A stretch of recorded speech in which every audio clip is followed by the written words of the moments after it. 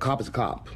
Well, cops are white. And and he may be a very nice man, but I haven't got the time to figure that out. All I know is he's got a uniform and a gun. And I have to relate to him that way.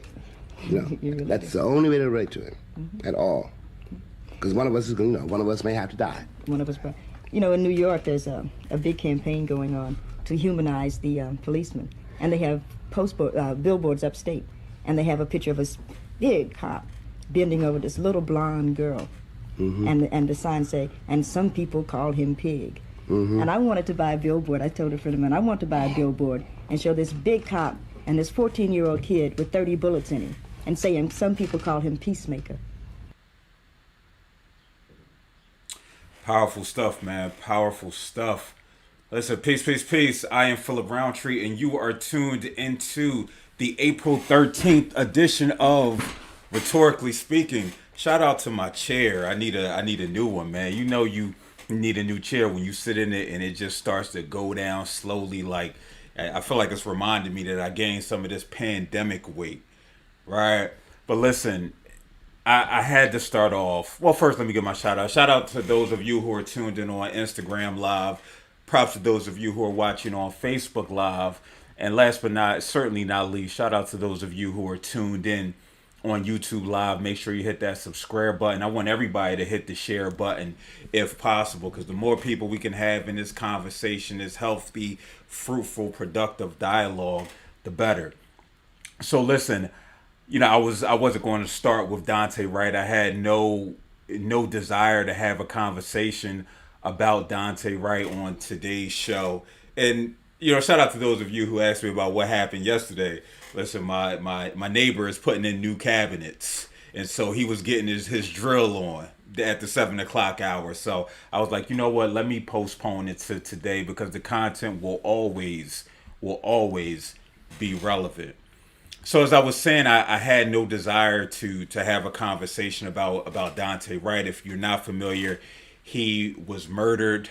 Another black man murdered by police. Notice I did not say unarmed black man, because whether you're armed or unarmed, unless you present clear and present danger, like legitimate clear and present danger with a weapon, then you should not be killed as well, right? So we got to get away from this narrative of, and that's probably because I'm on the Zoom joint.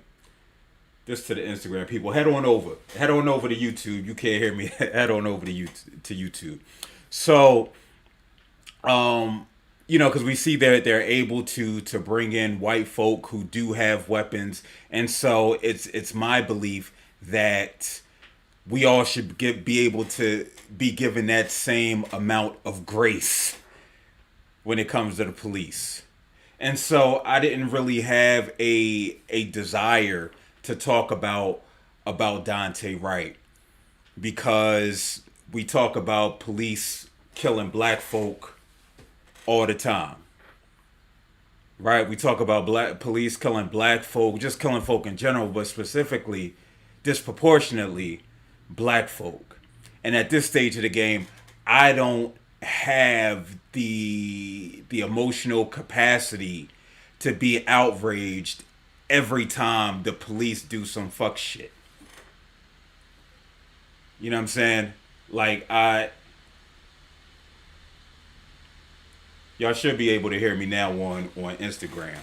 I anytime the police do some fuck shit, I can't be getting on my laptop or getting on IG Live to have this conversation. Why? Because I be spending all day and night on here. Right? We recognize that this is a systemic issue that's been taking place for over 400 years. I don't need to give you a history lesson, but if you need one, go to Google. Or go to Narrative with Dr. Carr and Karen Hunter. And so to protect my well-being and my wellness, listen, I can't watch the video of Daunte Wright. And so now it's going from me not watching the video of Daunte Wright and those are like the Ahmaud Arbery's and the Sandra Bland's and just so the copious amount of black folk that's been killed by the police, I now try not to even read about it. I have no desire to read about what's taking place because that's going to impact me as well. However, when you frequent social media spaces, right, unless you disconnect, you're going to see what's going down. And so that for me, that lessens the blow a little bit. I can take in as much as I want. I'm in control of the amount of trauma that I digest on a daily basis. And so, no, I wasn't going to talk about Daunte Wright, but I saw that James Baldwin and Nikki Giovanni clip. And for those of you who are new, go on YouTube to Rhetorically Speaking at Phil MSW and watch the conversation that my good homegirl Stephanie Tisdale and the good brother Zane Booker had on that conversation, the entire conversation between James Baldwin and Nikki Giovanni, because it was illuminating for so many reasons. We didn't even discuss this point that they brought up, that they discussed. You got James Baldwin talking about, listen, there might be some good cops. Because we know that's a narrative that they always try to push. They show us the video of the black cop getting the little black boy some sneakers. You want a cookie? Good job. I'm sure it's some good ones. Shout out to the homie Dave Brown. I just saw him earlier at the gym. He works for the Philadelphia Police Department. And the reason why I show him love is because, first and foremost, he's a black man. He's that before he's a police officer. You know what I'm saying? And so in hearing James Baldwin say, listen, there might be some good ones, but I ain't got time to figure that out. And they go on to say, because one of us might got to die today. Because you might pull me over for some air fresheners, like in the case of Daunte Wright, 20 years old, murdered by the police. And we need to get away from that narrative of saying that he died, he was pulled over because of air fresheners. I'm sure if we took a poll of how many drivers has air fresheners hanging from their rear view mirror, folks should be getting stopped every second of the day. And so, yes, you can be pulled over for having air fresheners. I was pulled over for having air fresheners hanging from my rear view mirror. But we know what that is. Driving while black. You a nigga while driving. Sorry, Kyrie Irving, but you know I say nigga when I really feel it and I really mean it. And so, well, you know, Daunte Wright was a nigga driving. And so they had to pull him over, right? The suburbs in Minnesota. Come to find out, he has warrants. He has warrants from an arrest that he had when he was a minor. A $75 ticket. They gave him some fees, some $85, $87 fees, because we know they're going to add fees on top of it.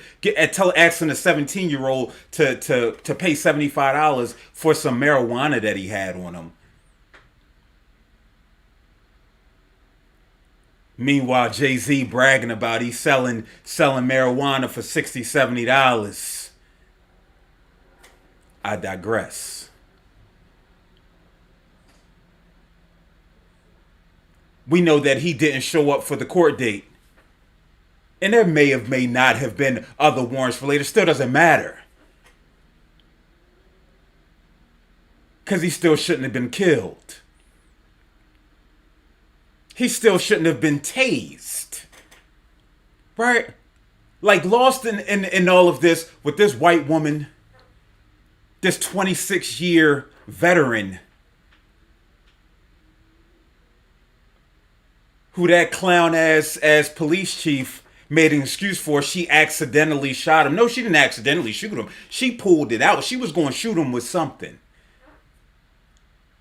It's not an accident. Because we see this happen every day. Here in Philadelphia, there's an 11 or 12-year-old kid who's going to trial for murder because he accidentally shot and killed his sister. Now that's an accident, right? Not a 26-year veteran of the police force. That's intent to kill from my perspective. So let me get this right. You pull him over. You find out that he has warrants. He runs. Okay, and you got his addresses. Is he a threat? Did he pull a gun on you? Did he pull a knife on you? Oh, I get it. He might have pulled out his phone. Because we know we know they kill for that too, right? So let's be honest what we talking about here. Nothing should have been drawn out on him. If you want to go pick him up later, go to his house, find out what's going on, do that. That's called community policing. But instead, we got another black man killed. We have another motherless child, a fatherless son. Or daughter. I believe he might have had a daughter. And so I had to play that clip, right?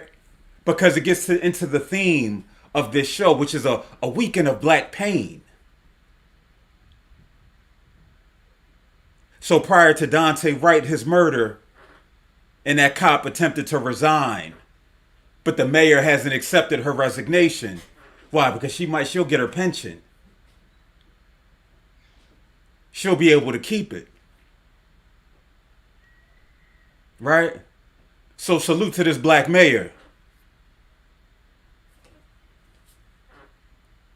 for taking a step to say, no, we're not accepting that just yet.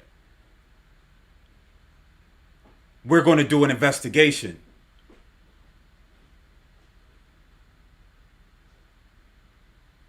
But this weekend, the good brother DMX, God bless the dead, passed away at the tender age of 50. And the older I get, the more I realize that 50 is only a few years away for me. You know what I'm saying? Like, I'm not too far away from where he is. Now, granted, when we think about DMX, his 50 is more like 75 and 80 with the stress and the trauma that he's experienced. We know that he's had a history of drug abuse. Starting from the age of 14, when somebody laced his marijuana with crack. But we know the trauma dates back further. Being in group homes, the trauma and drama with his family. He was doomed from the beginning. And so some might say, yeah, he died young. You know what? Looking at his life, looking at his decision making, we should applaud him for being able to hurdle everything that he hurdled in his short life. I'm not going to sit and say I was the biggest DMX fan. Right? I know my homie Ant, he used to play Drag On. He was Rough Riders. I told y'all might have heard before, I was Team No Limit. So I was listening to Soulja Slim and Master P and C Murder, Cain and Abel. Right? Mean Green, his compilation CD. Mac, who's getting out soon, if he's not already out. But of course, me being from Philly, of course I had to listen to Eve, and you listen to it. And you hear him rap from a place of pain, from a place of trauma, from a place of horror. You hear about his journey trying to navigate this thing called life, which was never pretty and often always gritty.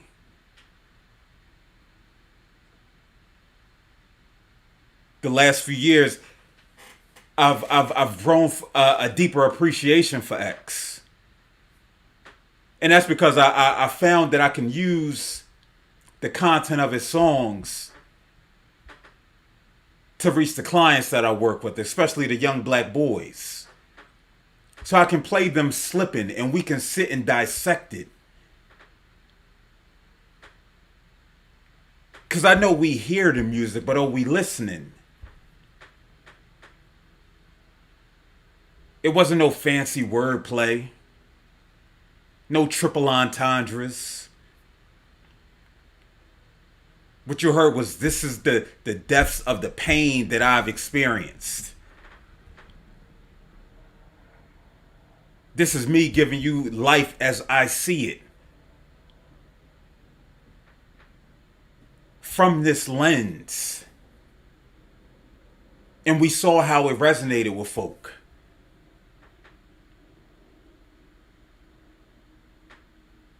We see the ups and the downs.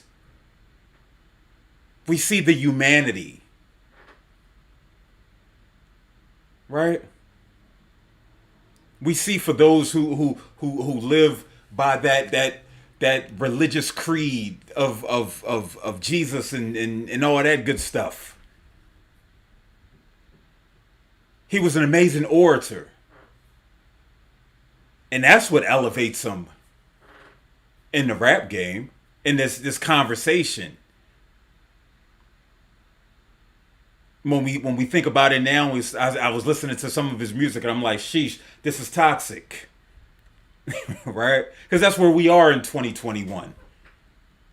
We didn't necessarily have the cognitive wherewithal. We didn't have the language to identify what was taking place. We wasn't necessarily calling it trauma.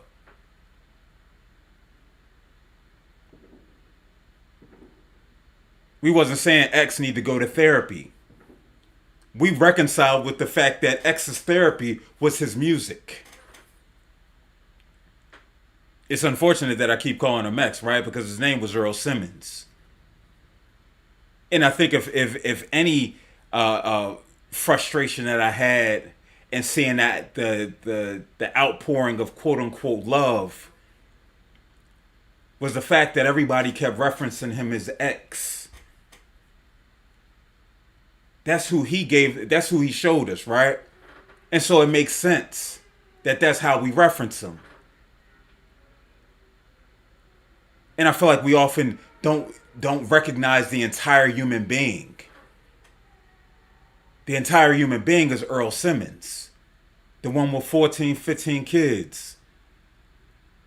The one with fidelity issues. Right? That's a part of his legacy as well. And it's not to diminish him or demean him in any capacity. But it's to highlight the truth in who he was. No different than I talk about Kobe. Tina Turner, I'm sure we're going to have this conversation about her. Her disconnect from the black community. Outside of the amazing hits that she had. But again, I get it. Right? I get it. We want to remember folk the way we want to remember them. And I don't know. I don't know about timing. I don't necessarily personally subscribe to the whole timing thing. But I think that's how we can have a deeper appreciation for the human being. By recognizing he was flawed. Recognizing the human being looks like talking openly about his addiction. Right? As I said in my social media post, we can't love X and talk disparagingly about the white heroin addict over there in Kensington here in Philadelphia. Or uttered a statement, why can't you just get off drugs, to a family member? Or shun them or treat them like they're nothing and then still celebrate X. That goes against the antithesis of who X was and his legacy. This flawed human being.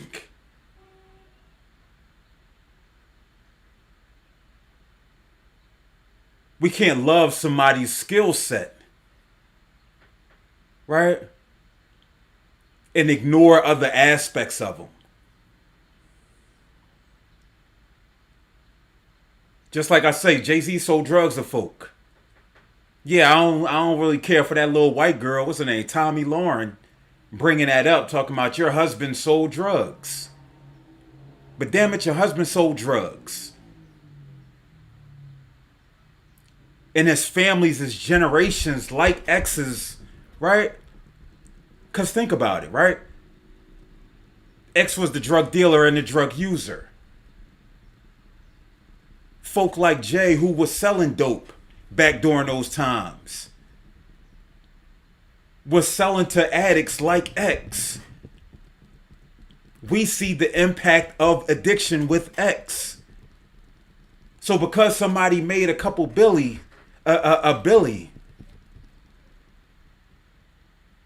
look at the 15 kids whose father hasn't played a major part in their life in the way that they would probably desire. It's not placing blame. It's merely talking fact. You know, I'll always remember X, right? Because I came up during that Rough Rider era. It takes me back to a place in childhood. And that's the beauty of when we talk about music. That nostalgia piece. And that's what we have now, right? And we celebrate the fact that, you know what, you know, if you do believe in a higher power, or just this idea of no more pain being experienced, then we should be able to find solace in the fact that he isn't in pain anymore with regards to battling addiction. Now that we're speaking about addiction, right? I want to get, and I'm sure I had pictures in this to show. I'll pull this one up. Right? I ain't pull up X's. But we talk about addiction. And I feel like Lena Waithe has an addiction to the low-hanging fruit that is black trauma. So I watched them over the weekend. And the reason why I watched it is because, number one, it's Lena Waithe. I watched The Shy begrudgingly, even though I think it's you know, its content has progressively gotten worse and worse season after season. I watched Queen and Slim, in my top 3 worst movies of all time. But I still had to watch them, right? I partially blame Issa Rae because why? She said we root for everybody black. And so like most folk who root for everybody black, when you see black folk doing something, hopefully you want to support it. But I wish I could get the 7 or 8 hours that I spent this weekend watching them back. Because all I watched was black trauma, black pain, a lack of white accountability. I watched our history continue to be not even our history, one aspect of our history be romanticized time and time and time and time again. I'm not going to get into the plot of them. And again, this goes against everything that I was just talking about earlier, and the reason why I didn't watch Daunte Wright. Watch that video. Or watch Jacob Blake and George Floyd videos. Because I didn't want that type of trauma, but here I am watching them. Because a part of me is hopeful, right? We know we don't necessarily get many opportunities to be on the major screen. We got Shonda Rhimes, we got Lena Waithe. I'm hearing Raoul Peck doing some great things. We got Tyler Perry. But we don't get too many of us. And so things like this we all gravitate towards so we can have this conversation with one another. Now, if I was to show this series love, it was to say that the acting was amazing. Those black folk and white folk, they did their thing. But what I wasn't prepared for, despite it saying TVMA, I saw somebody put that on a post, under my post. Well, it said TVMA. Like I'm going to know there's going to be a gang rape scene. And Cat in the Bag was going to be a baby infanticide, a baby being hit and slammed until they died. And then seeing the remains of the baby later on. See, I could deal with the black girl having the paint on her face. Right? I could deal with some of the other stuff, even though I shouldn't have to.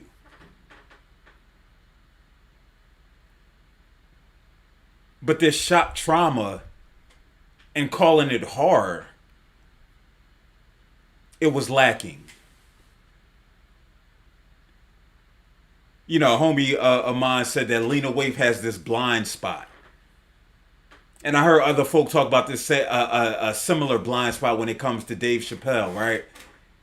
They're good in one area. So with Dave Chappelle, it's the political commentary. But when it comes to conversations about identity, he misses the mark. And so the same with Lena, right? I think she hasn't found a way, for whatever reason, to be introspective and say, how does this free us in any capacity? See, Jordan Peele, right? And I'm assuming that they tried to mimic that. Mimic his films, Get Out and Us. There was still a liberating feel to those films. Where you can sit back and think critically about the context of situations without the overt, the low-hanging fruit of the black trauma, of the black pain. And maybe those are the next steps that Lena has to take. And so we show her the grace enough to say, we think you can do it. But I'm going to let somebody tell me about it. Right? Because what's the old saying? Fool me once. What George Bush say? Fool me once. Fool me twice. Fool me once, shame on you. Fool me twice, won't be shamed again. I just saw the premiere of The Chi is at the end of May. Have no intentions of watching. Because at this stage of the game, I don't trust her. I don't trust her to tell our stories, even if it involves a level of trauma. Even if it involves a level of trauma.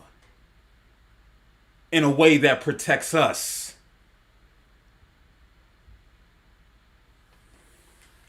Brian on IG says, them is very triggering. Them kind of put me in a bad mental space though. Then after Daunte's passing, I went into a dark place of lament. Listen, and that happens for so many folk.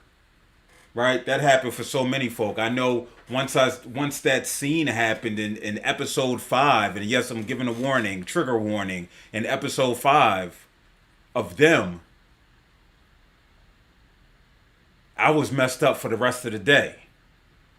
I woke up thinking about that film and having to find a way to get my thoughts out about it. That Jingles guy says, them was very triggering. And oh, okay. Same person. Cool. I cannot watch the rest of them, and nor should you have to. Right? Nor should we have to. Nor should we be compelled to watch anything that doesn't edify our experience and uplift our spirits. Again, our trauma, and we really have to think about what it is that we're ingesting. Our entertainment doesn't have to be trauma. And I think, again, that's the frustrating part with Lena. Can you you're one of few in this space. Can you give us something different? Because too many of us don't make it here. And so you don't have to typecast yourself. Clearly, you've been chosen. And maybe that's part of the problem. That you have been chosen. That your feet aren't being held to the fire. I haven't seen any of her peers, her contemporaries, call her out to hold her accountable in a loving way. Because you can hold somebody accountable and not hostage when it comes to their behaviors.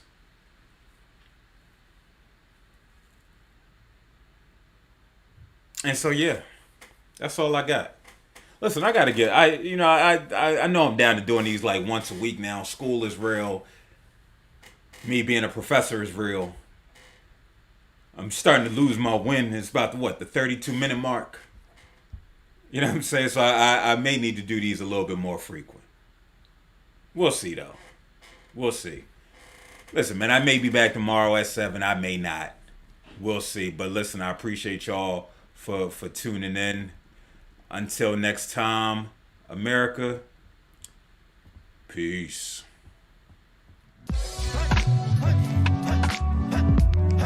Hey.